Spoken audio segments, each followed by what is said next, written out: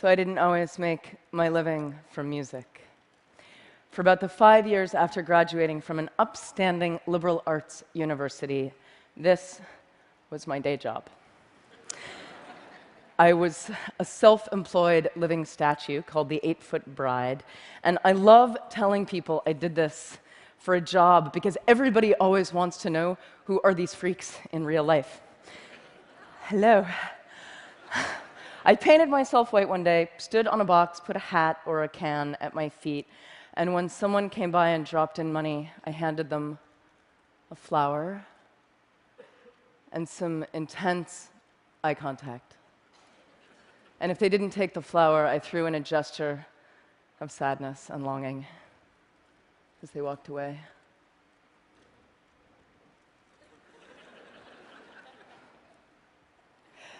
So I had the most profound encounters with people, especially lonely people who looked like they hadn't talked to anyone in weeks. And we would get this beautiful moment of prolonged eye contact being allowed in a city street, and we would sort of fall in love a little bit. And my eyes would say, "Thank you, I see you." And their eyes would say, "Nobody ever sees me. Thank you." And I would get harassed. Sometimes people would yell at me from their passing cars, "Get a job!" And I'd be like, "This is my job." But it hurt because it made me fear that I was somehow doing something unjob-like and unfair, shameful. I had no idea how perfect a real education I was getting for the music business on this box.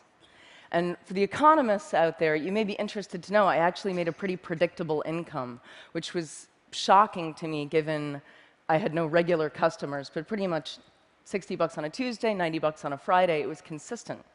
And meanwhile, I was touring locally and playing in nightclubs with my band, the Dresden Dolls. This was me on piano, a genius drummer. I wrote the songs. And eventually, we started making enough money that I could quit being a statue. And as we started touring, I really didn't want to lose this sense of direct connection with people because I loved it. So after all of our shows, we would sign autographs and hug fans and hang out and talk to people. And we made an art out of asking people to help us and join us. And I would track down local musicians and artists, and they would set up outside of our shows, and they would pass the hat, and then they would come in and join us on stage. So we had this rotating smorgasbord of weird, random circus guests. And then Twitter came along and made things even more magic because I could ask instantly for anything, anywhere. So I would need a piano to practice on, and an hour later, I would be at a fan's house. This is in London. People would bring home-cooked food to us all over the world backstage and feed us and eat with us. This is in Seattle. Fans who worked in museums and stores and any kind of public space would wave their hands if I would decide to do a last-minute spontaneous free gig. This is a library in Auckland. On Saturday, I tweeted for this crate and hat because I did not want to schlep them from the East Coast, and they showed up care of this dude, Chris from Newport Beach, who says hello. I once tweeted, "Where in Melbourne can I buy a neti pot?" And a nurse from a hospital drove one right at that moment to the cafe I was in, and I bought her a smoothie, and we sat there talking about nursing and death. And I love this kind of random closeness, which is lucky because I do a lot of couch surfing. In mansions where everyone on my crew gets their own room, but there's no wireless, and in punk squats, everyone on the floor in one room with no toilets, but with wireless, clearly making it the better option. My crew once pulled our van up to a really poor Miami neighborhood, and we found out that our couch surfing host for the night was an 18-year-old girl still living at home, and her family were all undocumented immigrants from Honduras. And that night, her whole family took the couches, and she slept together with her mom so that we could take their beds. And I lay there thinking, these people have so little. Is this fair? And in the morning, her mom taught us how to try to make tortillas and wanted to give me a Bible. And she took me aside and she said to me in her broken English, "Your music has helped my daughter so much. Thank you for staying here. We're all so grateful." And I thought, this is fair. This is this. A couple months later, I was in Manhattan, and I tweeted for a crash pad, and at midnight, I'm ringing a doorbell on the Lower East Side, and it occurs to me, I've never actually done this alone. I've always been with my band or my crew. Is this what stupid people do? Is this how stupid people die? And before I can change my mind, the door busts open. She's an artist. He's a financial blogger for Reuters. And they're pouring me a glass of red wine and offering me a bath, and I have had thousands of nights like that and like that. So I couch surf a lot. I also crowd surf a lot. I maintain couch surfing and crowd surfing are basically the same thing. You're falling into the audience, and you're trusting each other. I once asked an opening band of mine if they wanted to go out into the crowd and pass the hat to get themselves some extra money, something that I did a lot. And as usual, the band was psyched, but there was this one guy in the band who told me he just couldn't bring himself to go out there. It felt too much like begging to stand there with the hat. And I recognized his fear of, is this fair? And get a job. And meanwhile, my band is becoming bigger and bigger. We sign with a major label. And our music is a cross between punk and cabaret. It's not for everybody. But, well, maybe it's for you. We sign, and there's all this hype leading up to our next record. And it comes out, and it sells about 25,000 copies in the first few weeks. And the label considers this a failure. And I was like, 25,000, isn't that a lot? They were like, no, the sales are going down. It's a failure. And they walk off. Right at the same time, I'm signing and hugging after a gig, and a guy comes up to me and hands me a $10 bill. And he says, "I'm sorry, I burned your CD from a friend." But I read your blog. I know you hate your label. I just want you to have this money. And this starts happening all the time. I become the hat after my own gigs, but I have to physically stand there and take the help from people. And unlike the guy in the opening band, I've actually had a lot of practice standing there. Thank you.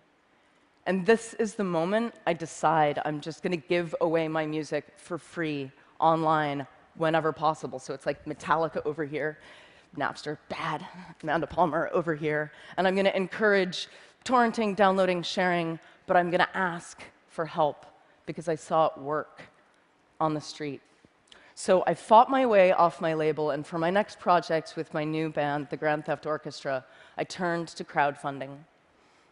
And I fell into those thousands of connections that I'd made, and I asked my crowd to catch me. And the goal was $100,000. My fans backed me at nearly $1.2 million, which was the biggest music crowdfunding project to date. And you can see how many people it is. It's about 25,000 people.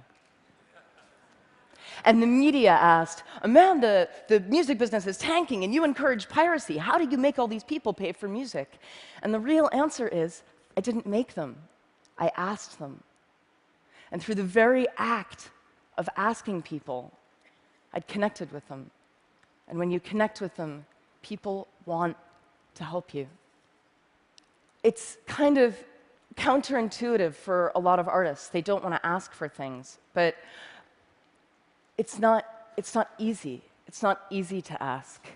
And a lot of artists have a problem with this. Asking makes you vulnerable.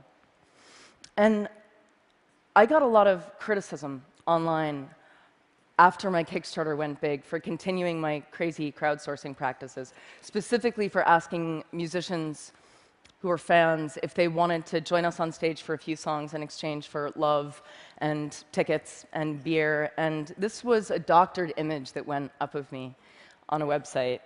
And this hurt in a really familiar way.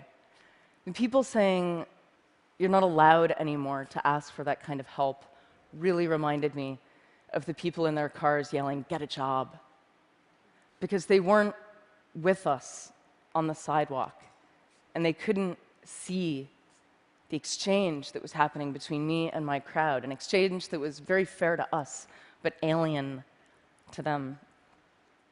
So this is slightly not safe for work. This is my Kickstarter backer party in Berlin. At the end of the night, I stripped and let everyone draw on me. Now, let me tell you, if you want to experience the visceral feeling of trusting strangers, I recommend this, especially if those strangers are drunk German people. This was a ninja master level fan connection, because what I was really saying here was, I trust you this much. Should I? Show me. For most of human history, musicians, artists, they've been part of the community, connectors and openers, not untouchable stars. Celebrity is about a lot of people loving you from a distance, but the internet and the content that we're freely able to share on it are taking us back. It's about a few people loving you up close, and about those people being enough. So a lot of people are confused by the idea of no hard sticker price. They see it as an unpredictable risk. But the things I've done, the Kickstarter, the street, the doorbell, I don't see these things as risk. I see them as trust. Now, the online tools to make the exchange as easy and as instinctive as the street, they're getting there. But the perfect tools aren't going to help us if we can't face each other and give and receive fearlessly, but more important, to ask without shame. My music career has been spent trying to encounter people on the internet the way I could on the box. So blogging and tweeting, not just about my tour dates and my new video, but about our work and our art and our fears and our hangovers, our mistakes, and we see each other.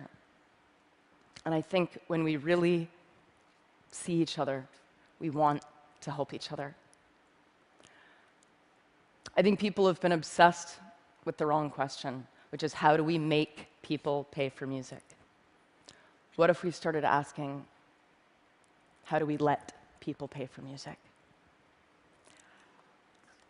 Thank you.